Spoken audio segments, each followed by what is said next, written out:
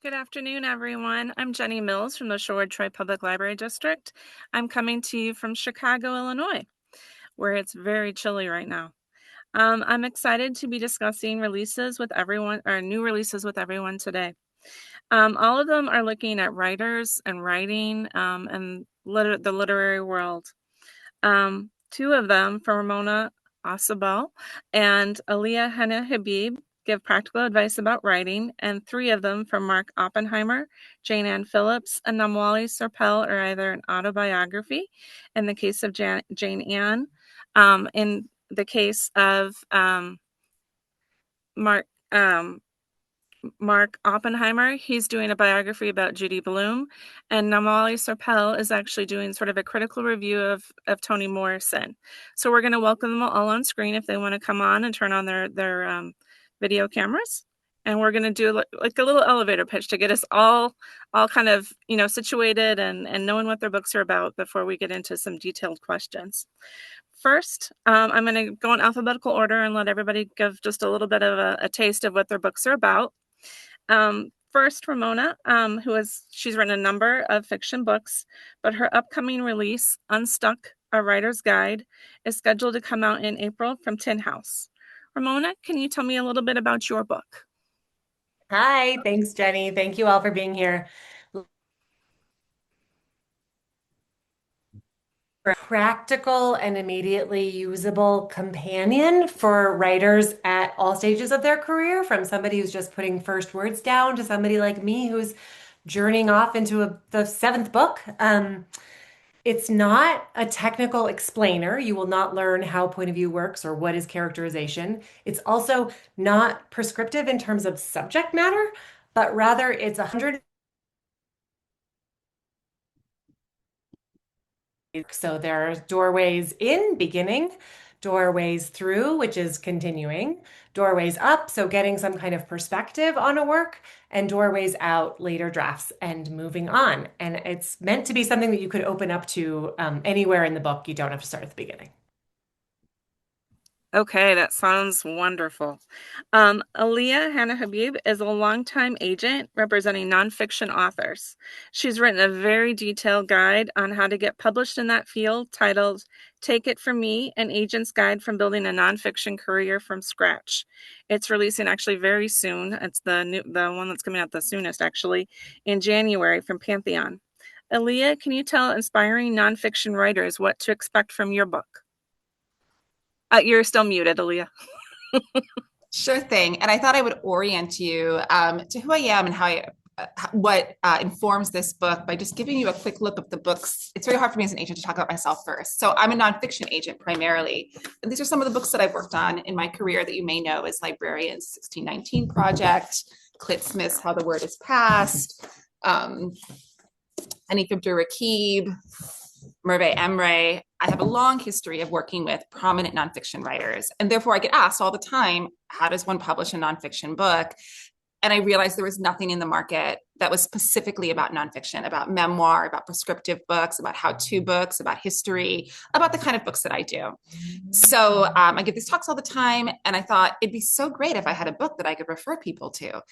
And I realized that I needed to write such a book. So that's what Take It From Me is.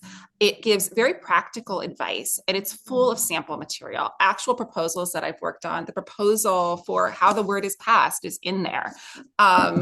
It gives query letters. It shows spreadsheets you didn't even know you need as a writer, but will be very useful to you, and explains all the workings behind everything from how a publicity department works to how an agent picks their clients, to what a marketing budget is, to how to build your platform as a writer. But I tried to do it in a way that was funny and warm and accessible. I'm the primary voice in the book, but I also interviewed over 70 publishing professionals, from editors and agents to writers, to get their own points of view, to show there's lots of different ways to become a professional writer. It was very accessible for someone who never really thought about how a nonfiction book gets published. It was truly very accessible. Makes me really happy. That was my goal. Yeah. Moving on to more books about critical reviewing or books about authors. Mark, I'm going to move on to you.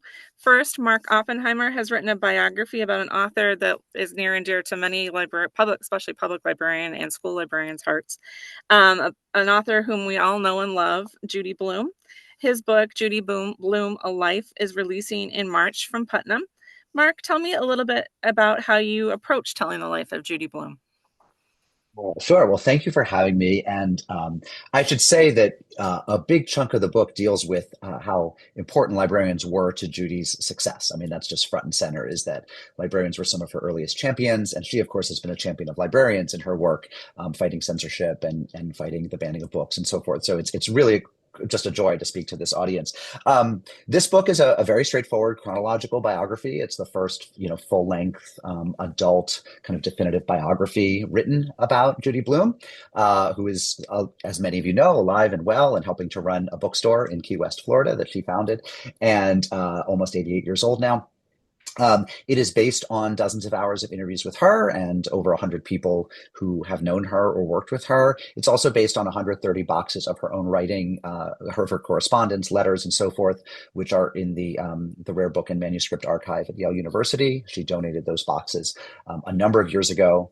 And so I had the joy of reading through tens of thousands of pages of, first it's letters going back many decades, then at a certain point for a couple of years it's faxes, and then it quickly shifts into emails. And so many of which she printed out for this collection. And so it's a kind of 360-degree look at her life from growing up in 1938, born in 1938 in Elizabeth, New Jersey, the daughter of the town dentist, through her childhood in the 40s, her early marriage while still in college, two divorces before finding the love of her life with her third husband, whom she's been with for over 40 years now, and of course with heavy attention to all of her books, starting with Iggy's House and Are You There, God, It's Me, Margaret, Freckle Juice. Those were her first three, all the way through.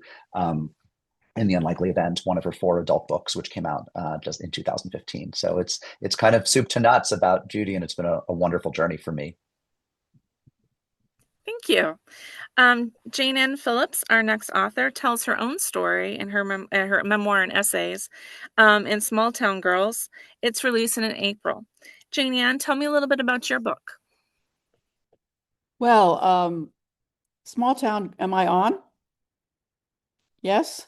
Small Town Girls is exactly what it seems. This is the picture on the cover, and that's actually me and several of my friends when I was about 16. Small Town Girls is about the idea of home. It's about generations of women, not only our friends and our mothers, but our grandmothers, and the way that these generations of women kind of create the culture of a small town. It's also about libraries in the sense that libraries are so important to kids, and they have such an effect on making addicted readers who may turn out later to become writers. I wouldn't say Small Town Girls is a typical autobiography because it's almost an autobiography of what I've loved and what has shaped me and some of the writers that I've loved. And there are also 3 or 4 essays about writing itself that are very, from my point of view, sort of how writing is for me. And I think the through line of the book is, what are these things in our lives that really shape us and form us? And what is special about the idea of small towns in America and how they really affect generations of women and how those women go on to affect everything else. Thank you for that. Our final book by Namwali Serpell, a Harvard professor of English, who writes an accessible but rigorous overview of Toni Morrison's body of work on Morrison, releasing in Hogarth in February. Namwali, can you please give me a brief overview of your book and how it takes a look at her body of work? Sure. Thank you. Thank you so much for having me, and it's so nice to be here. This is on Morrison, which I think its cover and title is slightly deceptive. It seems like it would be a biography or in an autobiography, but it is Morrison is actually very anti-autobiography. She canceled a contract for a memoir, saying in her typical withering style, uh, I don't think my life is interesting enough. I, of course, think that Morrison's life and work are fascinating. I focus in this book on the work. I just want to read a quote from Fran Lebowitz, who is one of Morrison's best friends, which is not something a lot of people know. She says, I know it sounds like a crazy thing to say, but I always thought Toni's writing was underappreciated because people always looked at it through the prism of her being Black and being a woman. But Toni was a very experimental writer. There were a lot of things Toni did through her writing that just went unremarked upon. I do think she was misunderstood and underrated. And this is about Toni Morrison, Nobel laureate. One of the things that I really wanted to do in this book was give us a sense of the experiment, the artistic avant-garde, the cutting edge use of novelistic techniques in Morrison's oeuvre. So I begin and end with meditations on Morrison as an intellectual figure, on her her reputation for difficulty, both as a person and as a writer, and then on the monumentalization that we've done of her since she became our Nobel laureate. In the middle, I'm really focusing on the work and specifically on the Black aesthetic forms that she was incorporating into her projects that I think many people don't realize were, her experiments in bringing what she thought of as something as close as possible to jazz or the blues into the form of the novel itself. So I go through uh, I talk about all of the novels. Each novel gets a chapter.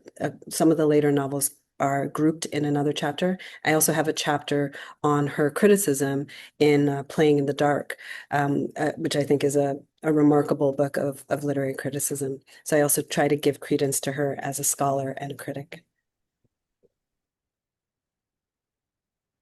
Thank you. A theme that came through all of these books is how important the feel of a voice is for an author, whether you're giving advice for how to develop it, how an agent looks to find it in a book, how an editor looks to hone it within editing, how an author develops it in their craft. Let's talk about it for a little bit. Ramona, it seems like a lot of the voice is found in the first draft of a book, actually. You talk a lot about writing your excitement, finding it the surprise, writing your darlings, even when others might say to kill your darlings. All of that feels like finding the voice. Does that sound like good advice for an author? I think we have a lot of good systems for authors and writers to get feedback. So we've got MFA programs, workshops in communities, partnerships with readers. There's a lot of emphasis, and rightly so, on getting feedback and on the voice of the reader and sort of that transmission, that like magical transmission that a writer makes from her own head and heart into somebody else's. And does it come through, and how does that work? So that's important. But that also is something that happens, I think, way later down the road. So for a very, very long time, and really maybe for the whole time, I think that a writer's most important reader is maybe themselves. That we are driven. I mean, what Namwali was just saying about Toni Morrison, like the way that she's listening to her own this what matters to her, the music that's in her own head and exactly the way she wants to bring it out. Thank goodness somebody didn't pop in. I don't think Toni would have listened, but if somebody was like, no, that's too confusing. You need to bring it down, come to the midline. Everything would have been lost. So I think so much of the process of finding a book, finding a story, working your way through a project, and becoming your own writer is letting go of those outside readers and really tuning into what obsessions, the things that you twist over in the middle of the night, the like weird curiosities and sparks. So yeah, like listen to yourself. I feel like there's so many things in Unstuck that are about new ways of sort of like hearing and seeing and just paying attention to what you really care about as a writer. That's probably how you're going to find your readers. Yeah. Alia, your book is so good, full of good practical advice on writing book proposals, sample chapters, building a platform, how agents represent authors. But I'm still guessing at the root of it all, strong narrative nonfiction that you've showed that you have represented authors in the past for, that gets published and sells well, will have a voice that is displayed in the book proposal and the sample chapters. How can authors work to find that voice, to build that voice? I mean, I completely agree with Ramona that some of it is intuitive, and that a lot of what I'm trying to do, especially when I talk about query letters and book proposals, is get authors to unlearn some bad habits with nonfiction. And these bad habits, I think, come from, say, Googling what a book proposal contains. And now through the use of um, AI writing tools to flatten a nonfiction voice, to make it sound the aim of making it sound objective, it comes across as sounding like Wikipedia. And if the kind of writing that I read professionally, I'm being pitched things, there's a tendency to think, oh, I'm pitching, therefore to sound authoritative, I need to sound like a Wikipedia article rather than sounding like a human being with a point of view or a set of experiences or an expertise who's writing in an embodied way. And every book proposal that I've sold that has been really effective has a distinctive voice. The voice can be very authoritative and very confident without sounding flat. And sometimes it's quirky. Like if you've read Hanif Abdurraqib, that is a very distinctive voice.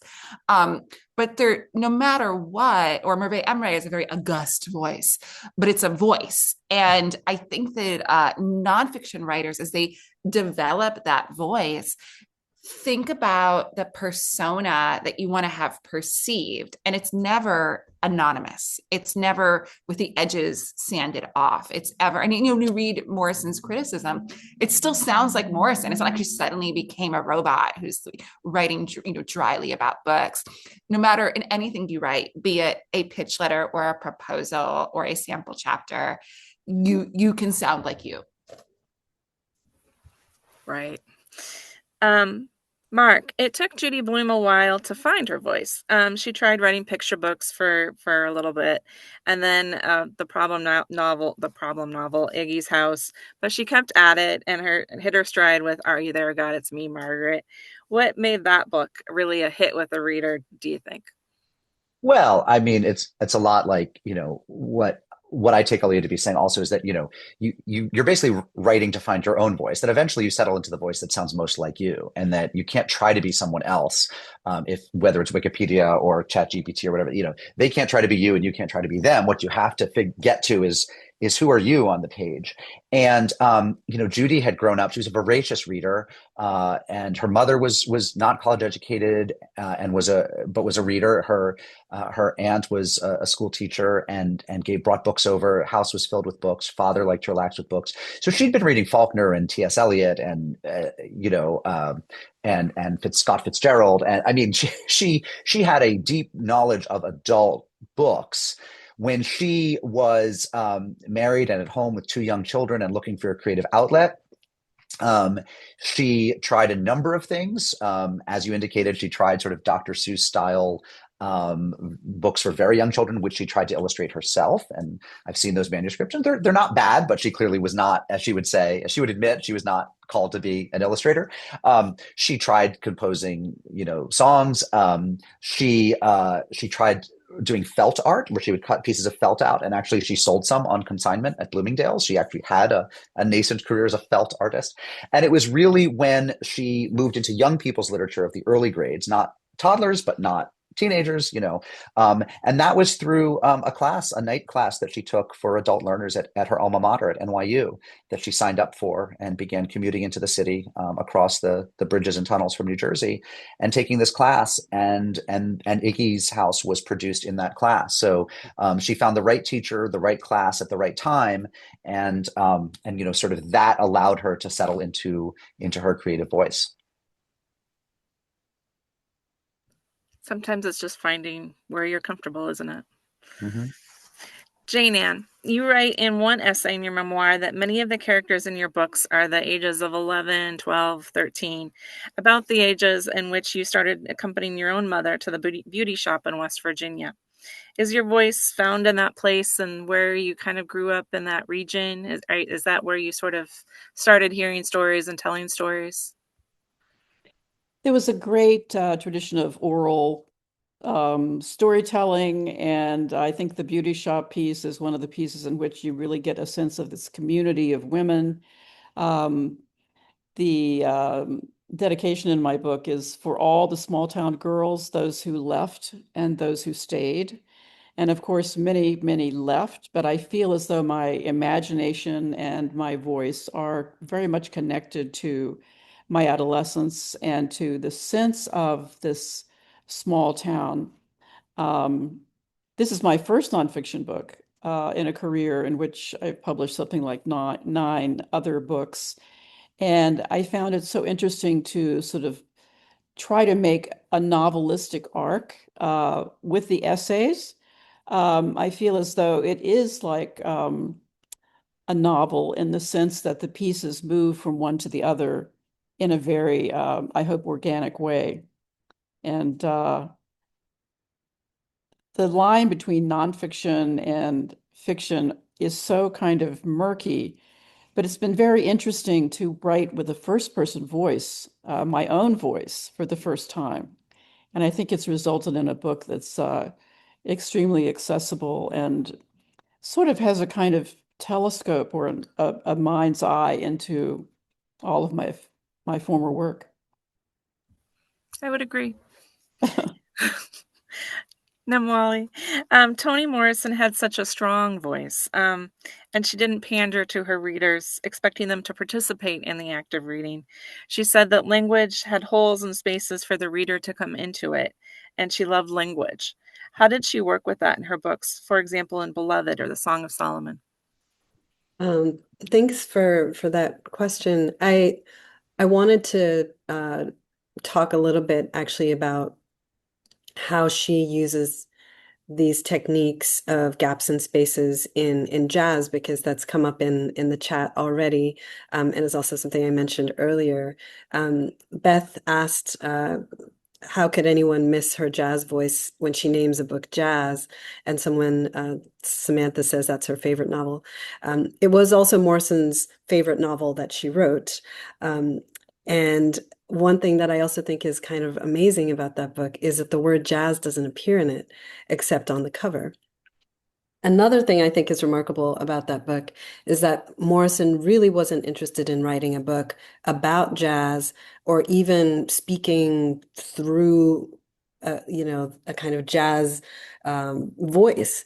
The voice of the book is, in fact, what she called book voice. And there's a kind of puzzle about the narrator of that book.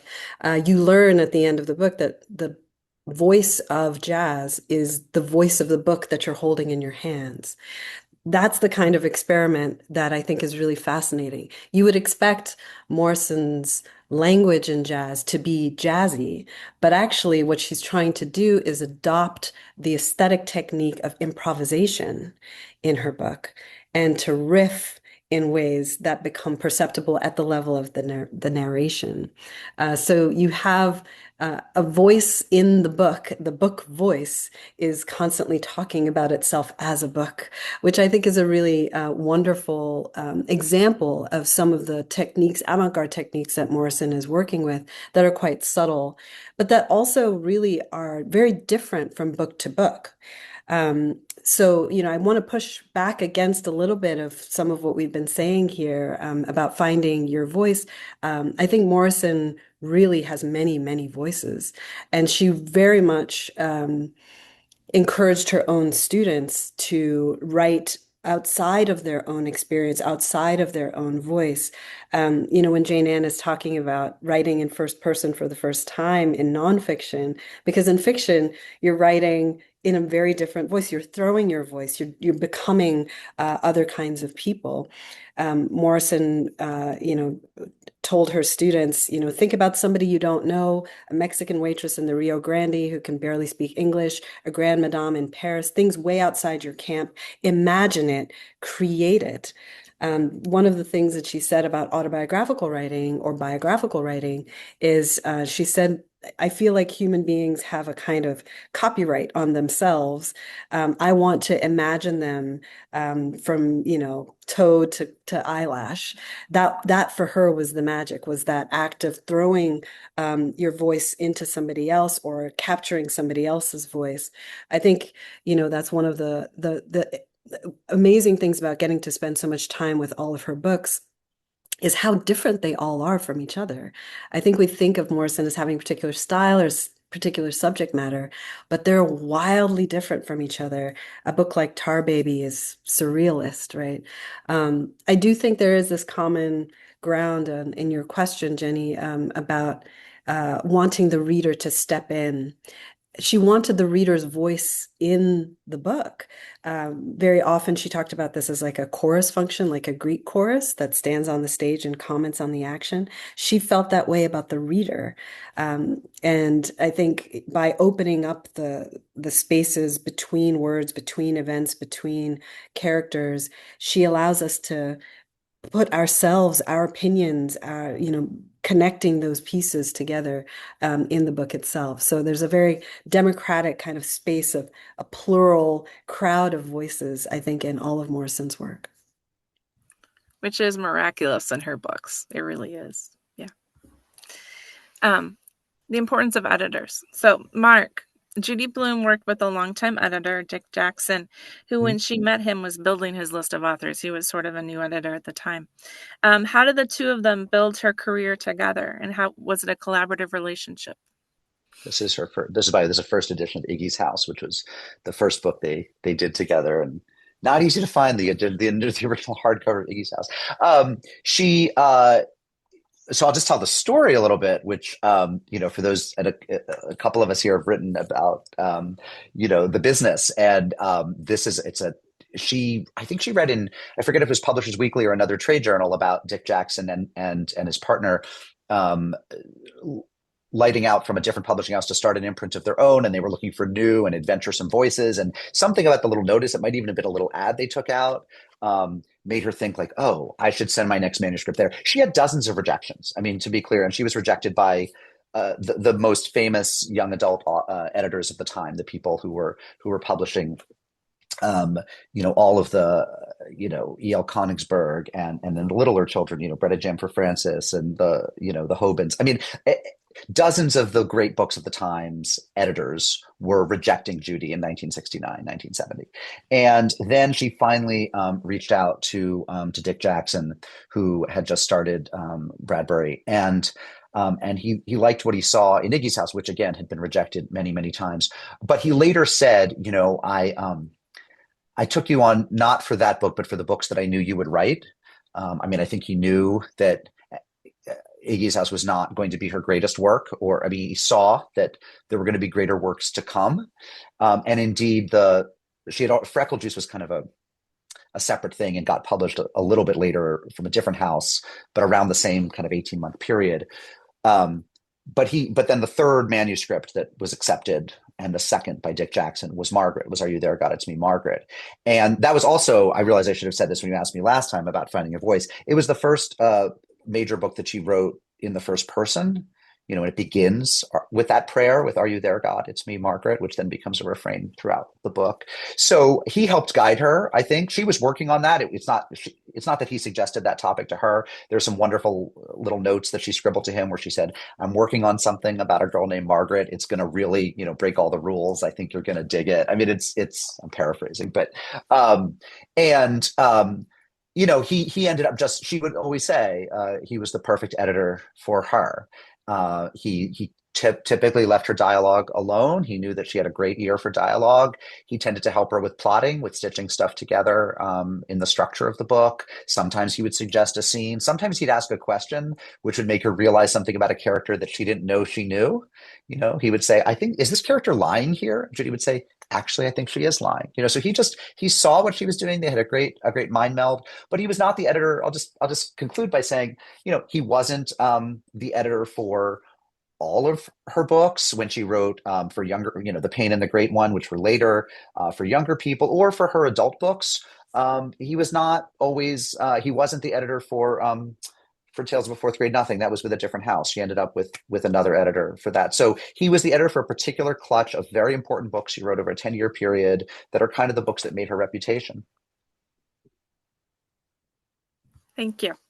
Alia, you talk a lot about building your brand as a nonfiction author by writing shorter pieces first from magazines and newspapers, and writing or pitching directly to editors. Then once your work is accepted, be collegial and quick with the requested edits by those editors. Once you're able to get a book accepted for publication, you'll build a relationship with an editor at that house. Just how important are editors exactly? I mean, editors, if you've ever had the good fortune to be edited, you'll see how amazing the process is. They only make your writing stronger. And not everyone gets to have that luxury. Not every writer gets to have that luxury. But the way that I try to talk about the early stages of a writer's career and pitching to media outlets is that in finding an editor, even at that stage, you're finding a real person who's also a reader for you, with whom you'll have a creative collaboration and build a relationship. And that's why that part of the stage of becoming a writer is so important. I mean, there's a number of reasons it's very hard to skip that in nonfiction. Often you could publish a novel, perhaps without having published anything beforehand, but it's very hard to publish nonfiction if you haven't published anything beforehand. And it's in part because publishers want to see that you know how to work with an editor, that you know how to be a professionalized writer. And it is different. I write a Substack. I don't get edited for that. And I know my Substack is, I think, quite good, but if I do say so myself, but it is not as good as my book. And that's because my book had an editor. And that's fair. My editor makes me better too. I get that. I hope all of us realize that book publishing, I'm sure it's a collaborative process, and we're all the better for that interaction. Yeah. Ramona, in first drafts, it's all about making the book or the work that you're working on as big as you need it to be, so that when you go back and prune it back later, when do you find it helpful? Like when you're working on a work, when do you find it helpful for your editor to step in? When do you find it when your voice needs that editing process? When does that process need an editor to come in? I love this conversation. I feel like there's so much. A lot of what I've tried to do is sort of reframe that kind of relationship and the way of thinking about a reader, whether it's your bestie who's going to read your manuscript for the first time, or your partner, or your writing group, or your workshop group, or your fancy New York editor for the first time. I think of it as like this partner dance that's such a joy and so amazing to have been. I mean, I like to keep my work pretty close for quite a long time because I like to stay in the mud with it. I want to be digging and discover stuff and not have it make sense yet and be like, I don't know, I just turned up this like ceramic pot and I'm putting it over here next to the desert tortoise and I cannot explain to you why these things are happening yet, but I'm trusting it. For a long time, I'm trusting it. One of my early rules is to say yes to everything that walks in the door. So this is me, I'm like covered in actual dirt, and nobody needs to be part of that yet. Not just because they wouldn't understand it, and not just because if they came in with sort of a practical voice, it would shut me down, which I think is definitely a possibility, but also because the sort of magic just hasn't been conjured enough for that to invite that other person to dance with it. But when it's time, when it's like, for me, it's quite a few drafts in. I'm working on a new novel now, and I'm probably in like the fourth really significant draft. Nobody has read it yet. It is completely exists only between me and my screen and printed prints of the paper. But I'm getting pretty close, and I'm starting to see how I am now almost ready to invite that person to wrap their arms around the project and show me what they see that I don't see, have conversations with them about it, those discoveries that are like, I did not know that that was there. That's so exciting and cool. And now I get to go back and play with it some more and bring it out. And every stage of that, every new person who comes in a purposeful way helps to make the thing what it always kind of was and needed to be. Jenny, do you mind if I pop in? I know there's not a specific Absolutely. question for me, but Go for it. Morrison was an editor, and this book by Dana Williams came out this year. She was an amazing editor at Random House, and the way she edited affected her work. Some of the works that she edited inspired her. Gail Jones, in particular, Corregidora is a neo-slave narrative that came before Beloved. But I also think it's really interesting that as an editor, you would expect Morrison as a writer to be like, I don't need an editor. But it turns out she was very, very keen on having an editor, and in fact complained in a letter to her first publishers, Holt. What I hoped would happen at Holt was that someone there would address himself to the editing underlined. I wanted it to be more than adequate. I wanted it to be good. And regardless of the observations of others, it does not satisfy me. And I will always believe that with some objective care, it could have. And that's about the bluest eye, right? So and there's also this amazing essay that she wrote about changing the penultimate words of Beloved at the advice of very likely Bob Gottlieb, her longtime editor who she trusted immensely. But they're having this kind of debate that lingers even after the book.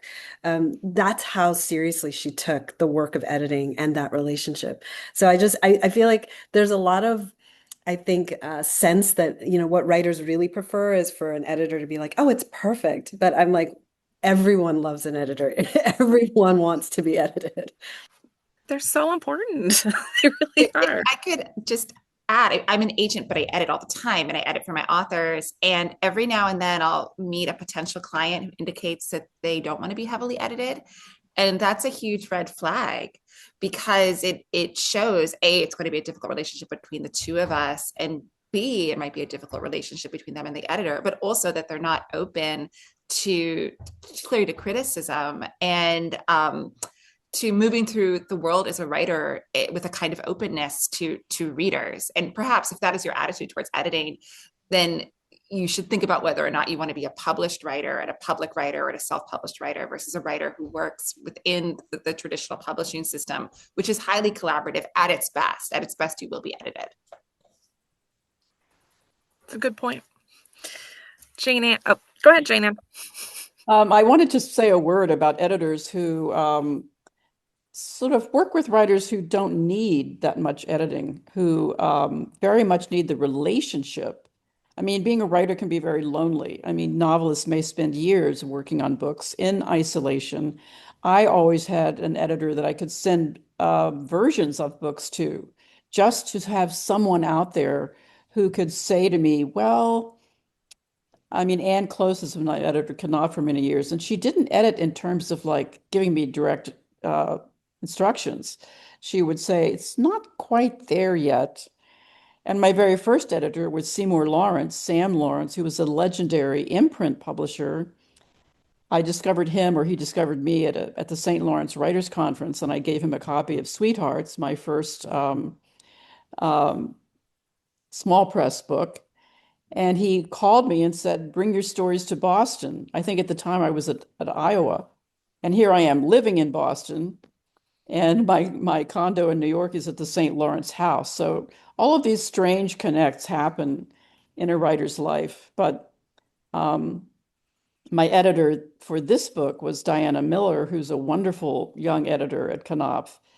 And her take on the book had more to do with the order of the pieces and thinking about how one has interplay with the other. I mean, there's such a through line about my mother, for instance, and death and life and just sort of the burgeoning of the soul. I mean, I think one of the lines that we're using in the book to sort of talk about what it's like is this quote from one of my from the book. The painful thing about adolescence is that everything seems absolute, and the painful thing about adulthood is that nothing does.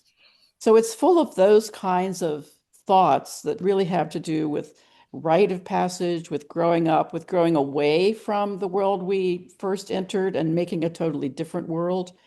And I think editors have been some of the most the profound influences in my life, and it's something that's very special about being a writer. All right, I just got notice that we have about 10 minutes left. And actually, one of the through lines that I noticed in your book, Jayne, was that your memoir is so centered on the place that you grew up and then growing away from. And I actually centered it more on your mother, too, not editors, believe it or not. But one of the lines that really struck me about your writing was, and maybe because I have a strong relationship with my own mother, was, after all, a woman with no mother or no daughter is a woman alone on earth. How has that kind of relationship with your mother, and I know you have sons and not a daughter, but how is that kind of matrilineal culture that you grew up in? How how did that kind of impact your own writing and thinking throughout at least your young adulthood? Well, I think I was just always so aware of the power of women's relationships. And there is actually one piece in the book called On Not Having a Daughter. Um, but I feel as though, I mean, women um, relate to each other in a way that is so um, process oriented. You know, we process things. We have these long phone calls.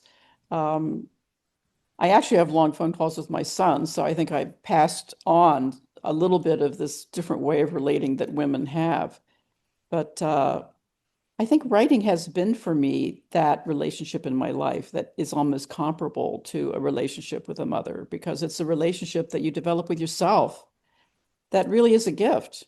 And I think no matter how difficult it gets, writers are really blessed to be inside that process.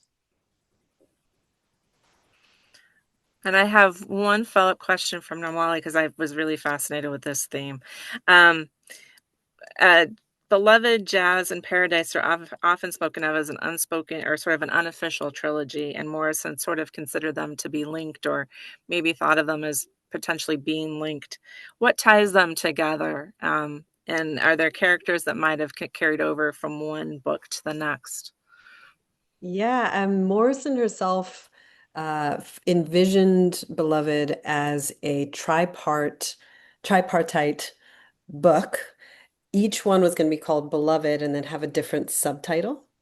And she wrote the first draft of uh, Beloved, which was the first one, and sent it to Bob Gottlieb, fully exhausted. And he said, "No, you're done." And she was like, "No, this is just the first third." And he was like, "No, this is a book." So she wrote the epilogue and published it, and then published Jazz, which was connected to her in her mind through the question of what she called self-regard. And her last collection of nonfiction is called The Source of Self-Regard in the US. Self-regard for her is about one's love of oneself. So this has to do a little bit with what Jayne was just speaking about, which is your relationship with yourself.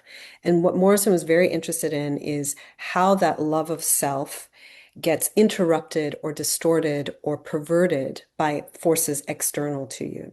In Beloved, that's slavery. In Jazz, that's freedom. So you have these newly freed, formerly enslaved people on the Great Migration north, up to the cities, up to New York. They're experiencing all this freedom, but they don't know what to do with it. And it's turning their love distorted. And what it's distorting most of all in her conception was this love of self. She then moves on to spiritual love in Paradise, which is the third of this trilogy. I actually think the book Love, which is the fourth book, a book that comes after Paradise, I think that there was a moment where she considered making that the third volume. But I think the idea for Paradise kind of swooped in for her when she took this trip to Brazil. Uh, One thing that I think is really key is that there are these ghostly figures that appear in Beloved, Jazz, and Paradise and Love, which are all for Morrison the same woman. Um, I think Beloved reappears in jazz in the form of Wild. Those of you who know the novel will know Wild. And then you have the narrator of Love is named Elle and is also a kind of ghostly figure who gets kind of embroiled in this family. So that's the kind of physical through line. But I really think Morrison had this philosophy of love that she was trying to explore through her work. And that trilogy is one place that you can see it. I think of it almost as like her version of Plato's Symposium, where she's exploring the question of love, but in the form of fiction. Thank you for that. We have just 5 minutes left, so I'm going to ask everybody to speak for just a minute, so be concise. Mark, and I'm just going to go around in the gallery view. Mark, can you give one piece of advice for an aspiring author? Oh, sure. Read a lot. Yeah, that I realized that the advice that when I'm teaching, and I've taught a lot over the years, I've increasingly, I think, encountered people who do want to write, but they don't have a rich reading life. And I'm not sure I could theorize as, a Gen X older person about what's going on with that, because I think all of us here in this Zoom room, our reading and our desire to write were pretty much inseparable. We can't imagine wanting to be writers if we hadn't already been readers. But I've taught classes where, and spoken to groups where when I say, what's your favorite book? And it could be anything. And I always say, it could be anything. There's no judgment. It could be romantasy. It could be horror. It could be Jane Austen. You name it. And some people don't have one. They say, well, I don't read so much. And so I think I think if you want to write, if you want to play in a rock band, you have to listen to rock. I mean, I think is the story. And that was Judy's story. I mean, she was just such a voracious reader for several decades before she tried to write. Alia, what's your advice? I always say read a lot. So Mark's still my usual go-to. I would say think about networking not as something you do in the upward direction. People come to events because they want to meet me. They want to meet an agent. Think about the other people in the room that are also writers. That's your future community. So many of my writers, my writers that are very successful, came up with a class of other writers who they were all unknown writers together, and they supported each other's work. They came to each other's events. They workshopped each other's stuff. So let's say you go to a panel, and it's a panel with agents on it. I do panels like this all the time. Everyone in that room is probably an aspiring writer, and those are your potential friends and colleagues and peers. So worry less about meeting me and try to make friends with other people in that room. Ramona, what's your piece of advice? I would say that writing is not a linear process with a lot of obstacles that are interrupting you in your pursuit of doneness. That the finished product, that linear beginning to end, is so much less interesting than the relationship that a writer has with their work for their lifetime. Each individual piece, the way it shifts, the way their concerns shift, the way that those books are maybe talking to each other over a lifetime. The relationship is so deep and will be with me. I mean, speaking for myself, forever, and is so much more profound and important to me than the book between covers that goes out and gets whatever like glitter of like for like 5 seconds, the fireworks that go off and then everybody forgets all about you again.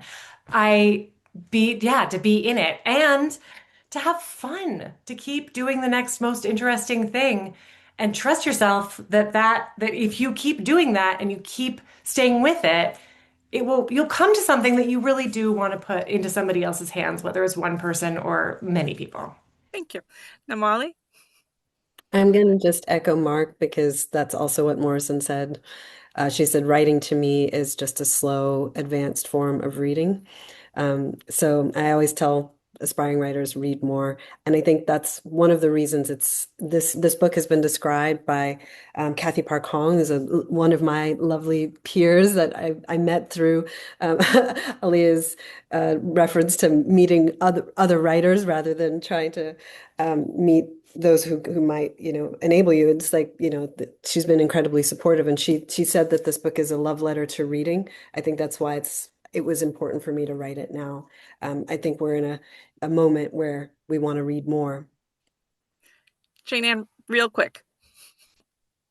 You have to discover your allies who are writers, and you can't do that unless you read really widely. And when you find those allies, you need to read all of their work because they are your mentors, whether they're living or dead.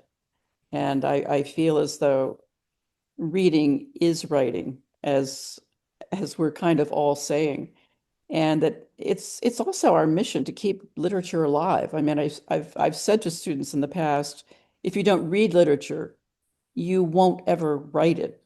And I think that should be our goal, to actually write literature. All right. Thank you so much, everybody. It's been wonderful talking to all of you, and it's been so much fun. Have a great day, everybody. Goodbye. Thank you so much.